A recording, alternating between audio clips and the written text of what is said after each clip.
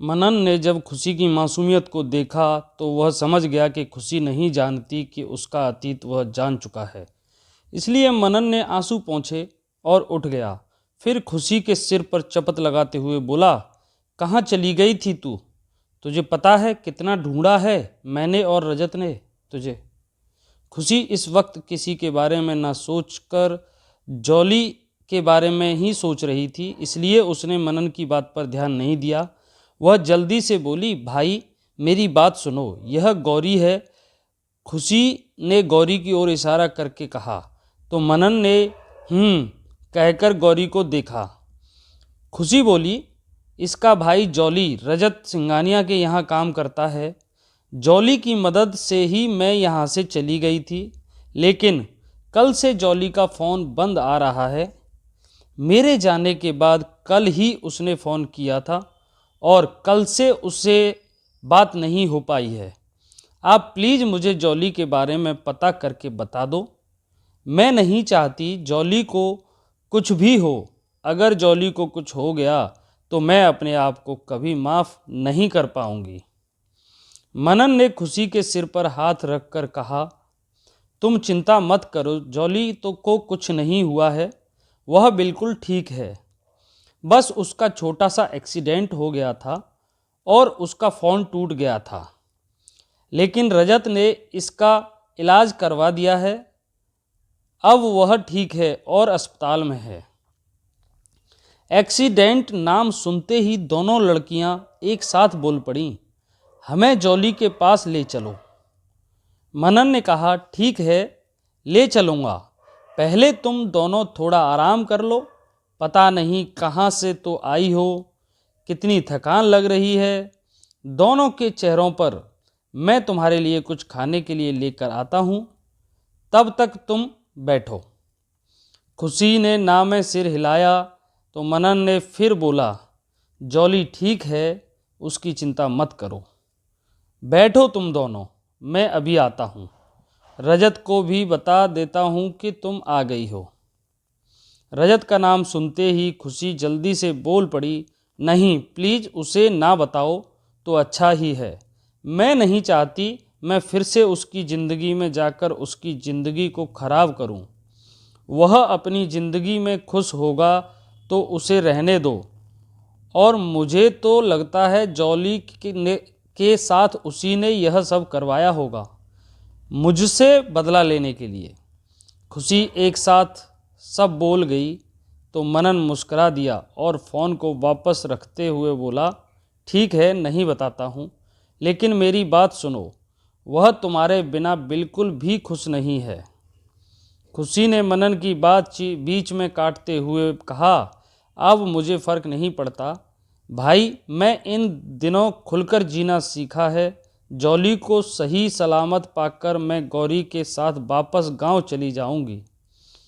मनन खुशी से बहस नहीं करना चाहता था, इसलिए वह बाहर चला गया तो खुशी ने गौरी को बैठने के लिए कहा और खुद किचन में पानी लेने चली गई। गौरी चुपचाप दोनों भाई बहनों की बात सुन रही थी। इन दोनों की बातचीत से गौरी को इतना समझ में आया था कि रजत नाम का एक प्राणी है जिसे खुशी बहुत नफरत करती है और इस आदमी ने ही जॉली को नुकसान पहुंचाया है। इसलिए गौरी ने रजत के नाम की एक राक्षस की इमेज अपने मन में बना ली कि जब भी वह सामने आएगा वह खुशी को उससे बचाएगी। खुशी ने गौरी को पानी दिया। दोनों लड़कियां फ्रेश होकर मनन का इंतज़ार करने लगीं। गौरी खुशी के भाई मनन के मिलने से संतुष्ट हो चुकी थी कि जैसा मनन ने कहा है कि जॉली ठीक है तो ठीक ही होगा। वहीं खुशी अब भी घबरा रही थी। वह सोच रही थी कि कहीं रजत जॉली को फिर से कोई नुकसान ना पहुंचा दे। मनन की बातों का खुशी पर कोई असर नहीं हुआ। उसे अब भी रजत का वह रूप ही याद था, इसलिए वह रजत पर अब थोड़ा सा भी विश्वास नहीं कर सकती थी। मनन आ गया तो दोनों लड़कियों ने मनन का लाया खाना खाया और खुशी ने मनन को जॉली के पास चलने के लिए कहा। मनन बोला, तुम्हें जॉली से मिलने की बड़ी जल्दी है, मुझ पर भरोसा नहीं है क्या? क्या मैं झूठ बोल रहा हूँ? खुशी बोली, आप पर भरोसा है भाई, लेकिन रजत सिंगानिया पर नहीं है। अगर उसे भनक भी लगी कि मुझे यहाँ से दूर भेजने में जॉली ने मेरा साथ दिया है, तो पता नहीं वह जॉली के साथ क्या करेगा। इसलिए मुझे जॉली को बचाना है। मनन खुशी को बहुत कुछ समझाना चाहता था, लेकिन खुशी कुछ भी समझने को तैयार नहीं थी। इसलिए मनन उन्हें लेकर हॉस्पिटल आ गया।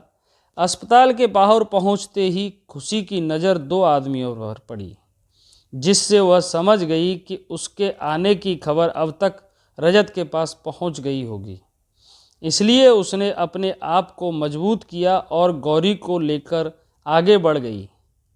इधर रजत आशाहीन नज़रों से सड़कों पर गाड़ी दौड़ा रहा था। तभी उसका फ़ोन बजा। रजत फ़ोन नहीं उठाना चाहता था, क्योंकि जब भी उसने फ़ोन उठाया था, हर तरफ से खुशी के न मिलने की खबर ही पाई थी। इसलिए उसने फ़ोन को देखा और अपनी नज़रों को फेर लिया। फ़ोन बार बार बजकर बंद हो गया। तभी एक मैसेज आया, जिसमें रजत की नज़र अचानक स्क्रीन पर चली गई। स्क्रीन पर मैसेज में लिखा था, सर, मैम हॉस्पिटल आई हैं, प्लीज़ फ़ोन उठाइए। रजत ने उड़ती सी नज़र से मैसेज पढ़ा था, लेकिन उसके दिल की धड़कन बढ़ चुकी थी। उसने अचानक से गाड़ी के ब्रेक लगा दिए। रजत फ़ोन को ही देख रहा था। रजत का मन किया कि फ़ोन को उठाकर देखे कि जो मैसेज उसने उड़ती नज़र से देखा है वह सच में है या उसका वहम है। रजत की हिम्मत नहीं हो रही थी कि वह फ़ोन को उठाए। उसे डर था कि अगर कोई मैसेज ना आया हो तो कहीं फिर उसका दिल टूट गया तो। एक बार फिर से वह टूटना नहीं चाहता था, इसलिए रजत के हाथ कांपने लगे थे। गाड़ी को अचानक से बीच सड़क पर रोकने से हॉर्न की तेज़ आवाज़ें रजत के कानों में पड़ रही थीं, लेकिन उसकी नज़र सिर्फ फ़ोन पर थी। वह हिम्मत कर रहा था फ़ोन को उठाने की। रजत ने हाथ बढ़ाया ही था कि किसी ने दरवाजे पर नॉक किया। रजत ने आसपास देखा और गाड़ी स्टार्ट करके आगे ले जाकर एक और लगा ली। अब रजत ने लंबी सांस ली और झट से फ़ोन को धड़कते दिल और घबराते मन से उठा लिया। रजत के दिल दिमाग में अभी यही ख्याल था कि अगर अब खुशी के आने की खबर नहीं होगी तो उसे हार्ट अटैक आ जाएगा। फ़ोन की स्क्रीन पर वही था जो कुछ देर पहले रजत ने पढ़ा था। रजत को लगा जैसे उसका सिर घूम गया हो और उसका दिल कहीं बैठ सा गया हो। इतने दिनों से वह खुशी के आने का इंतज़ार कर रहा था। आज वह उसे इतनी खुशी दे रहा था कि रजत उसे संभाल भी नहीं पा रहा था। रजत की आंखें बंद हो गईं। उसने सर को पीछे सीट से लगा लिया। तभी एक बाइक उसकी कार के पास आकर रुकी। बाइक सवार ने हेलमेट उतारा और एक प्यारी सी मुस्कान देकर बोला, सर, आपका इंतज़ार खत्म हुआ, मैम आ गई हैं, आप जल्दी चलिए। रजत ने सिर हिलाया और गाड़ी स्टार्ट करके चल दिया। खुशी हॉस्पिटल पहुंचकर जॉली से मिल चुकी थी। जॉली को सही सलामत पाकर अब वह चैन से थी, लेकिन वह जानती थी कि रजत कभी भी यहाँ आ सकता है। इसलिए उसने मनन से कहा, भाई, हम जॉली को दूसरे अस्पताल लेकर चल रहे हैं, आप जल्दी से डॉक्टर से बात कर लीजिए। लेकिन क्यों खुशी? यह बहुत अच्छा हॉस्पिटल है और रजत ने ही यहाँ सब सुविधा उपलब्ध करवाई है। मनन हैरानी से बोला, मैं नहीं चाहती वह रजत सिंगानिया एक बार फिर से जॉली को कोई नुकसान पहुँचाए। खुशी ने जल्दी से कहा। जॉली खुशी की सारी बातें सुन रहा था। उसने धीरे से कहा, खुशी दी, मुझे माफ़ कर दीजिएगा, मेरी वजह से आप दोनों दूर हो गए हो। मैं अगर आपको यहाँ से नहीं भेजता तो शायद आज आप रजत सर के साथ चैन से ज़िंदगी जी रही होती। तुम चुप रहो जॉली, तुम्हें कुछ नहीं पता है। उसे रजत सिंगानिया के बारे में मैं अच्छी तरह से जानती हूँ कि यह सब उसी ने करवाया होगा।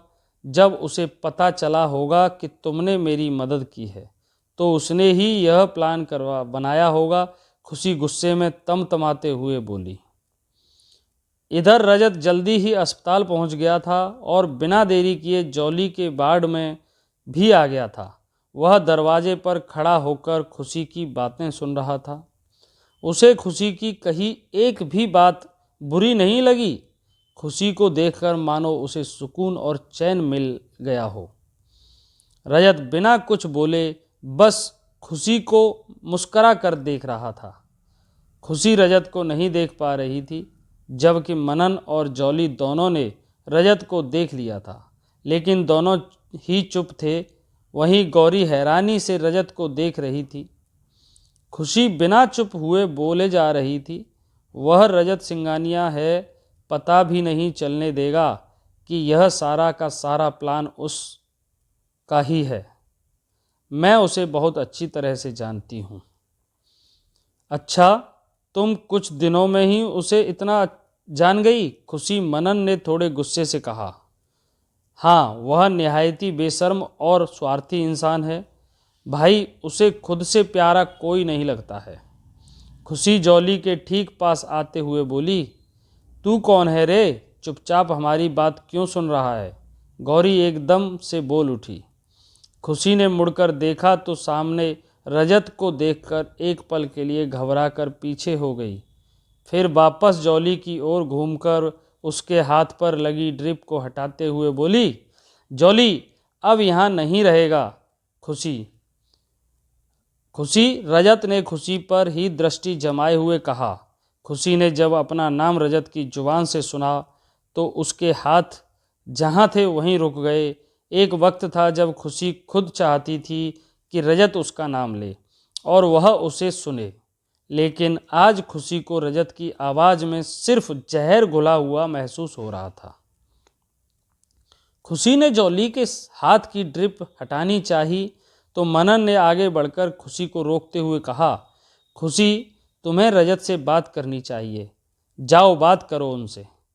खुशी ने गुस्से से मनन की ओर देखते हुए कहा, मुझे किसी से कोई बात नहीं करनी है भाई। अगर आप जॉली को यहाँ से शिफ्ट नहीं करवा सकते तो रहने दीजिए, मैं खुद कर सकती हूँ। खुशी तुम ऐसे कब से? मेरा मतलब पहले तो कभी गुस्से से बात नहीं करती थी। मनन बहुत ज़्यादा हैरान था। वहीं रजत भी खुशी के बेबाक अंदाज में बोलने से हैरान था। जो खुशी कभी अपने हक के लिए नहीं बोली, आज वह बिना डरे सबके सामने बोल रही थी। क्यों भाई नहीं बोलना चाहिए मुझे? आपको तो आज भी वही खुशी याद है जो आपके घर की चार दीवारी में बंद थी, जो कभी अपने आप के लिए नहीं बोली, आज वह बोल रही है। आपको हैरानी हो रही होगी ना? तो सुनो, खुशी ने जॉली की ओर इशारा करके कहा, यह वह इंसान है जो उस वक्त मेरे साथ था जब आप नहीं थे।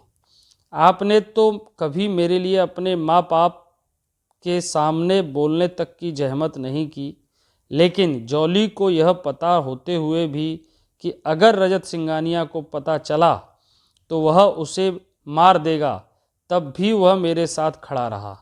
उसने मुझे अपने घर पर भेजा जबकि मैं तो उसकी कुछ लगती भी नहीं थी। उसने मुझे दीदी बोला था और उसने भाई होने का फ़र्ज निभाया भी।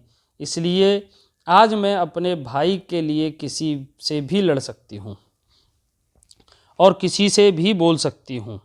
मनन चुप रह गया तो खुशी ने फिर से ड्रिप हटाने के लिए हाथ बढ़ाया, लेकिन तभी जॉली ने हाथ पीछे करके कहा, नहीं दी, मैं गलत था। मैंने गलती की थी आपको दूर भेजकर। पिछले दिनों मैंने जाना कि रजत सर आपसे बहुत प्यार करते हैं। खुशी बनावटी हंसी हंसकर बोली, प्यार का मतलब भी जानते हैं ये? रजत कुछ नहीं बोल रहा था, वह बस मुस्कुरा कर खुशी को देखे जा रहा था और मन ही मन जॉली को थैंक्स कह रहा था कि उसकी वजह से कम खुशी ने बोलना तो शुरू किया और अब वह अपनी बात रखने में हिचकिचा भी नहीं रही है। जब जॉली ने भी खुशी की बात नहीं मानी तो वह वहाँ से बाहर आ गई। खुशी बाहर आकर बेंच पर बैठ गई। तभी रजत भी उसके पीछे पीछे आया और उसके बगल में शांति से बैठ गया। खुशी ने रजत को एक बार भी नहीं देखा तो रजत ने धीरे से कहा, तुम ठीक हो? खुशी कुछ नहीं बोली तो रजत भी अब कुछ नहीं बोला। दोनों कुछ देर तक चुपचाप बैठे रहे। जब खुशी कुछ भी नहीं बोली तो रजत ने थोड़े गुस्से में कहा, तुम मेरे सामने आते ही चुप क्यों हो जाती हो? वहाँ तो इतनी बोल रही थी, अब क्या हो गया तुम्हें?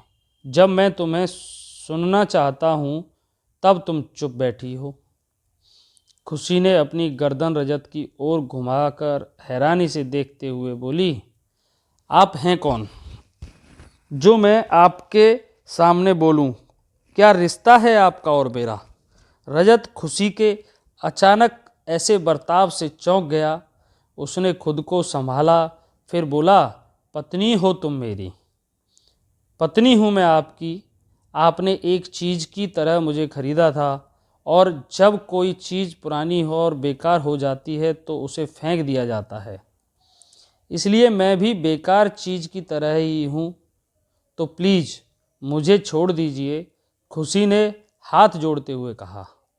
रजत ने खुशी के हाथ पकड़कर कहा, ऐसा मत बोलो खुशी, मैं तुमसे प्यार करने लगा हूँ। मैं अब से तुम्हें परेशान नहीं करूँगा। खुशी ने झट से अपने हाथ छुड़ा लिए और उठकर रजत को देखे बिना ही बोली, मैं अब किसी से भी कोई हमदर्दी नहीं चाहती।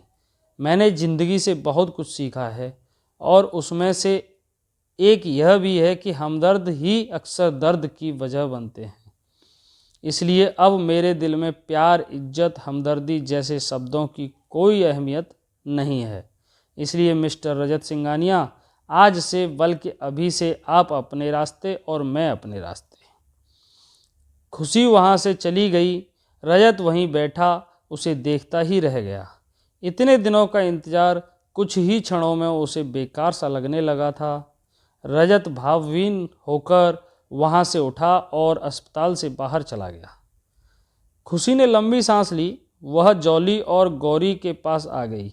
गौरी जल्दी से खुशी के पास आकर बोली, जीजी वह आदमी तुम्हें परेशान कर रहा है क्या? खुशी हल्के से मुस्कुराकर बोली, नहीं गौरी, मुझे कोई परेशान नहीं करता, तू चिंता मत कर। वह खुशी दीदी के पति हैं गौरी, और मैं उन्हीं के यहाँ काम करता हूँ, जॉली ने गौरी को समझाते हुए कहा। क्या जीजी का ब्याह हो गया? जीजी तूने कभी बताया क्यों नहीं? गौरी ने आंखों को फाड़कर खुशी को देखा। खुशी ने कहा, हाँ हो गया था, लेकिन अब नहीं है। मैंने उन्हें मेरे रिश्ते से आज़ाद कर दिया है।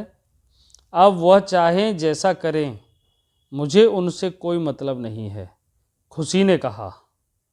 जॉली और मनन दोनों एक साथ बोल पड़े, क्या? क्योंकि दोनों ने ही मनन को खुशी के लिए घुटते हुए देखा था। मनन को लगा था कि खुशी के आने से सब ठीक हो जाएगा, लेकिन वह यह नहीं जानता था कि अब जो आएगी वह खुशी नहीं बल्कि बदली हुई खुशी आएगी। मनन ने लंबी सांस ली और वहाँ से बाहर जाने लगा। तभी खुशी बोल पड़ी, मनन भाई, क्या मैं और गौरी कुछ दिनों के लिए आपके साथ रह सकते हैं?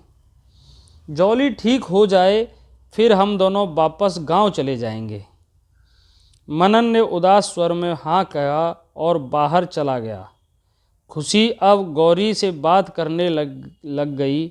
वहीं जॉली के चेहरे पर पछतावे के भाव भर आए थे। वह इस सब के लिए खुद को दोषी मान बैठा था। इसलिए उसने मन ही मन कहा, यह मैंने क्या कर दिया, अब पता नहीं क्या होगा। इधर रजत हॉस्पिटल के बाहर ही कार में उदास सा बैठा था। इतना उदास तो वह कभी नहीं हुआ था। जब खुशी नहीं थी तब भी उसकी खुशी के आने की आस थी, लेकिन आज तो वह पूरी तरह टूट गया था। खुशी के कहे एक एक शब्द उसके दिल को छलनी कर रहे थे, लेकिन रजत कुछ नहीं कर पाया। मनन ने जब रजत को देखा तो वह भी आकर कार में बैठ गया और एक नज़र रजत को देखकर बोला, बस इतने से ही हार मान ली जीजा जी। रजत ने मनन को देखा जो मुस्करा रहा था। मुझे लगा नहीं था कि आप एक बार में ही पीछे हटने वालों में से हो। रजत बोला, मैं पीछे नहीं हट रहा मनन, लेकिन अब मैं खुशी के साथ कोई ज़बरदस्ती नहीं करना चाहता हूँ। वह खुश रहे, चाहे मेरे साथ खुश रहे या किसी और के साथ। मनन बोला, देखिए जीजाजी, मैं खुशी को अच्छी तरह से जानता हूँ। उसने बोलना ज़रूर शुरू किया है, लेकिन आज भी वह उतनी ही मासूम और पाक साफ है। मैं चाहता हूँ आप हमेशा उसके साथ रहें, क्योंकि आपसे अच्छा जीवन साथी उसे कभी नहीं मिल सकता। इसलिए मेरी बहन को अपना लीजिए। रजत के उदास चेहरे पर मुस्कान आ गई। वह मुस्कराकर बोला, मैं भी ना कुछ देर के लिए खुशी को ज़्यादा ही सीरियस ले लिया था। अब मैं वह करूँगा जो खुशी ने कभी सोचा भी नहीं होगा। मनन कुछ पूछता उससे पहले ही रजत कार से उतरा और अस्पताल की ओर चला गया। इधर खुशी को लगा कि अब रजत कभी वापस नहीं आएगा, इसलिए वह निश्चिंत होकर गौरी से बात करने लगी। खुशी अब सच में बदल चुकी थी। उसके लिए रजत का आना या ना आना कोई मायने नहीं रखता। रजत के न रहने से या रहने से उसे फर्क पड़ना बंद हो गया था। इसलिए अब वह एक नई शुरुआत करना चाहती थी, लेकिन जो हमारी सोच के अनुसार कभी कभी ही काम बन पाते हैं, होता वही है जो होना होता है। खुशी और गौरी हंस हंस कर बातें कर रही थी। तभी रजत के आने से उसका ध्यान रजत पर गया तो गौरी उठकर रजत की ओर आकर बोली, ए बुरे आदमी, तू फिर इधर आ गया, चल बाहर जा। रजत को गौरी की बात समझ नहीं आई। वह कुछ बोलता उससे पहले ही जॉली बोला, गौरी कैसे बात कर रही हो, यह हमारे मालिक हैं, मैं काम करता हूँ उनके घर। गौरी ने मुंह बनाया तो रजत ने कहा, कोई बात नहीं जॉली। अब रजत ने खुशी की ओर देखा, फिर बोला, मिसेस खुशी रजत सिंघानिया, आपको अभी और इसी वक्त मेरे साथ घर चलना होगा।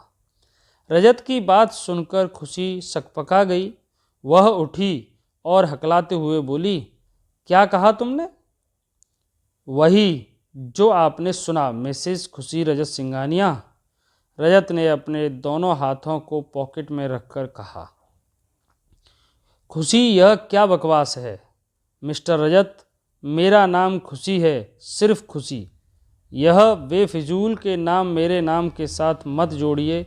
मुझे मेरा छोटा सा नाम ही पसंद है। रजत हल्का सा मुस्कराया और बोला, तो फिर आप अपने पैरों पर घर चलना चाहोगे या?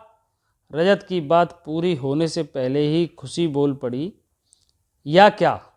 या मेरे पैर तोड़कर ले जाओगे तुम? अब तुम मेरे साथ ज़बरदस्ती नहीं कर सकते हो, समझे? रजत धीरे धीरे चलता हुआ खुशी के बहुत करीब आ गया और खुशी के ऊपर झुककर उसके कान के पास अपने मुंह को लाकर फुसफुसाते हुए बोला, और मैं तुम्हारे साथ ज़बरदस्ती क्यों नहीं कर सकता? आखिर पति हूँ तुम्हारा, हक है मेरा। खुशी ने जब यह सुना तो उसने रजत को धक्का दिया और उससे दूर होते हुए बोली, कौन सा पति, कौन सा हक? कोई हक नहीं है तुम्हें, चले जाओ यहाँ से वरना। खुशी थोड़ी घबरा गई थी, लेकिन फिर भी वह बोल रही थी। रजत खुशी की घबराहट को समझ गया था, इसलिए वह थोड़ी देर चुप रहा। फिर जहाँ खुशी बैठी थी वहाँ जाकर आराम से बैठ गया और कुछ देर बाद बोला, मिसेस खुशी रजत सिंघानिया। खुशी ने रजत को घूर कर देखा। रजत बोला, तो खुशी जी, शायद आपको कॉन्ट्रैक्ट याद नहीं है। मैं आपको याद दिला देता हूँ, कॉन्ट्रैक्ट के हिसाब से आपको मुझे। खुशी ने जल्दी से कहा, हाँ हाँ याद है मुझे सब कुछ, क्योंकि वह नहीं चाहती थी कि जॉली और गौरी यह सब सुने, इसलिए खुशी ने रजत की बात मान ली। खुशी कहती है, मैं तुम्हारी बात मानने के लिए तैयार हूँ, लेकिन मेरी एक शर्त है। रजत ने दोनों भुईं उचकाकर कहा, शर्त भी है तुम्हारी? अच्छा चलो बताओ, मैं अब तुम्हारी हर शर्त मानने के लिए तैयार हूँ। खुशी बोली, तुम्हारा काम पूरा होते ही मैं चली जाऊंगी, उसके बाद तुम मेरे साथ कोई ज़बरदस्ती नहीं करोगे। रजत ने मन ही मन कहा, तुम एक बार मेरे साथ रहो तो सही, मैं तुम्हें अपनी ऐसी आदत लगा दूंगा कि तुम दूर जाने के बारे में सोचना भी नहीं चाहोगी। रजत जब कुछ नहीं बोला तो खुशी ने कहा, क्या सोच रहे हो? अब तुम अगर मंजूर नहीं है तो फिर मैं तुम्हारे साथ नहीं चलूँगी। रजत ने अपनी ठुड्डी पर हाथ रखकर कहा, तुमने अभी कहा कि मेरा काम होते ही चली जाओगी, तो क्या तुम मेरा काम पूरा करोगी? रजत ने थोड़ा रुक रुक कर और हैरानी से कहा। खुशी बिना किसी भाव के बोली, हाँ, अगर ऐसे ही तुमसे पीछा छूटता है तो मैं यह करूँगी। रजत का मन थोड़ा बुरा फील करने लगा था, लेकिन उसने अपने दिल को समझाया और उठकर खुशी के कंधे पर हाथ रखकर अपनी ओर करके बोला, तो चलो फिर घर चलते हैं। खुशी ने एक नज़र रजत के हाथ को देखा, फिर बोली, गौरी भी हमारे साथ चलेगी? रजत मुस्कुराकर बोला, बिल्कुल, तुम जिस जिस को लाना चाहो ला सकती हो। खुशी, रजत और गौरी तीनों एक साथ चल पड़े। तभी गौरी रुक गई और बोली, मैं भाई के पास ही रहूँगी। खुशी ने जॉली की ओर देखा तो जॉली ने पलक झपक कर खुशी को जाने के लिए कहा और गौरी को देखकर बोला, आजा, तू बाद में चली जाना। रजत और खुशी दोनों हॉस्पिटल से बाहर गए। खुशी रजत के साथ चलने के लिए तैयार हो गई थी, जिससे सब खुश थे। मनन ने जब खुशी को रजत के साथ आते देखा, उसने मुस्कुराते हुए खुशी का अभिवादन किया, लेकिन खुशी ने कोई प्रतिक्रिया नहीं दी। रजत ने खुशी के लिए कार का दरवाज़ा खोला और मुस्कुराकर खुशी को बैठने का इशारा किया। खुशी चुपचाप जाकर बैठ गई तो रजत ने मनन से हाथ मिलाया और दूसरी ओर जाकर कार का दरवाज़ा खोला, लेकिन तभी उसे कुछ याद आया और उसने वापस से कार का दरवाज़ा बंद करके कहा, खुशी, तुम थोड़ी देर रुको, मैं अभी आता हूँ। खुशी ने हाँ में गर्दन हिलाई और लंबी सांस लेकर बैठी रही। रजत एक शॉप पर आया और उसने एक रोज़ का बुके खरीदा, साथ ही एक बड़ी सी चॉकलेट भी ली। रजत ने खुद से कहा, आज मैं तुम्हें प्रपोज करके सारे गिले शिकवे दूर कर दूंगा। रजत ने सामान लिया और चुपचाप जाकर कार में रख दिया। खुशी की नज़र रजत पर नहीं थी, वह बाहर देख रही थी, इसलिए रजत ने जल्दी से उन्हें छुपा लिया और कार स्टार्ट करके चलने लगा। रजत ने घर के बाहर कार रोक दी और खुद जल्दी से उतर गया। जैसे ही रजत उतरा, खुशी ने भी अपनी ओर का दरवाज़ा खोला और बाहर आ गई। रजत जल्दी से उतरकर खुशी की ओर का दरवाज़ा खोलने वाला था, लेकिन खुशी पहले ही उतरकर आगे बढ़ गई, जिससे रजत ने मुंह बना लिया। रजत अब खुशी के ठीक पास आकर बोला, खुशी, थोड़ी देर रुको। खुशी बिना कुछ बोले खड़ी रही। आज खुशी के चेहरे पर कोई भाव नहीं थे। रजत पहले वाली खुशी देखना चाहता था, लेकिन अब शायद वह खुशी कोई नहीं आएगी। अब खुशी की आंखों में रजत के लिए एक अनजान शख्स की छवि दिखाई दे रही थी, जो रजत को अंदर ही अंदर डरा रही थी।